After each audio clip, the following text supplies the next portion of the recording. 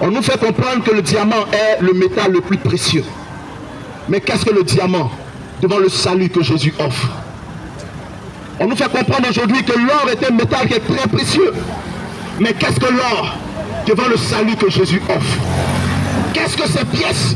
Qu'est-ce que le dollar? Qu'est-ce que le livre sterling devant le salut que Jésus offre?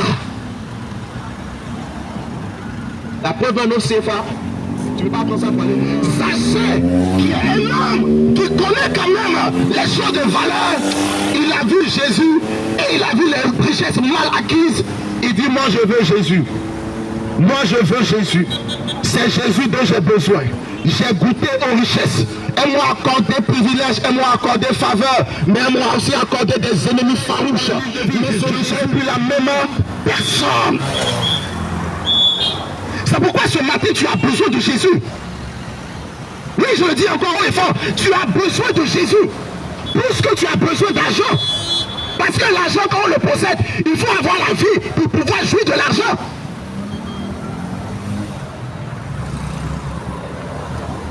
Jésus qui dit finalement, celui-ci, vous voyez, celui-ci, yes. N'est-il pas fils d'Abraham? Yeah. N'est-il pas fils d'Abraham? Pourquoi il dit qu'il est fils d'Abraham? Zachée effectivement est juif. Et on pourrait penser qu'il est en train de parler de la filiation, on a dit quoi, liée au peuple. Mais Abraham est appelé le père de la foi.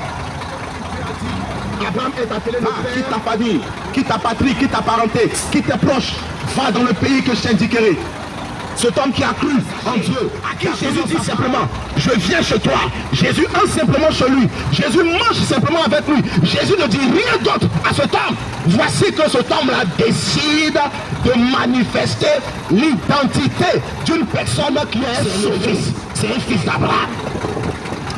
Car le fils de l'homme est venu pour chercher et sauver ce qui était perdu. Je ne suis pas rentré chez Zachée pour le condamner, pour le juger. Je suis venu chez Zachée pour lui dire, Zachée, je te cherche. Zachée, ta place est auprès de moi. Zachée, c'est maintenant le temps du salut. C'est pas le salut. Dieu ne fait la porte à personne.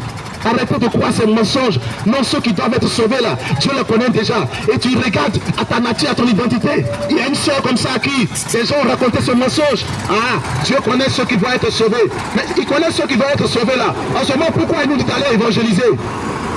Vous posez la question, non? Ouais. Pourquoi aller évangéliser?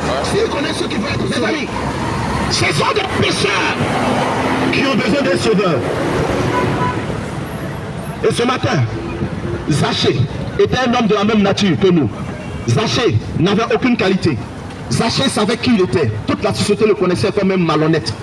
Mais ça ne l'a pas empêché cependant de laisser Jésus entrer dans sa maison. Pour ne pas dire entrer dans sa vie. Ce matin, s'il te plaît, Jésus désire entrer dans ta vie. Arrête de te morfondre. Arrête de te convaincre toi-même. Oui, tu es convaincu que tu es mauvais, d'accord. Mais la suite, c'est quoi? Tu ne vas pas t'arrêter simplement en fait de reconnaître que tu es un pécheur. Si tu sais que tu es un pécheur, tu as besoin d'un sauveur. Et le seul sauveur, c'est Jésus. Tu dois le recevoir maintenant dans ton cœur en disant, Jésus, me voici. Tu es rentré dans la vie de Zachée, moi aussi. Je suis un Zachée, en puissance 10 même. Ouais, j'ai un busy, Seigneur, me voici. Me voici, avec mes péchés, avec ma malonie, avec tous mes défauts. Me voici, ce matin. J'entends ta parole. Viens, parce que tu dis que tu es venu chercher et sauver ce qui est perdu. Je suis perdu, oh, je suis perdu.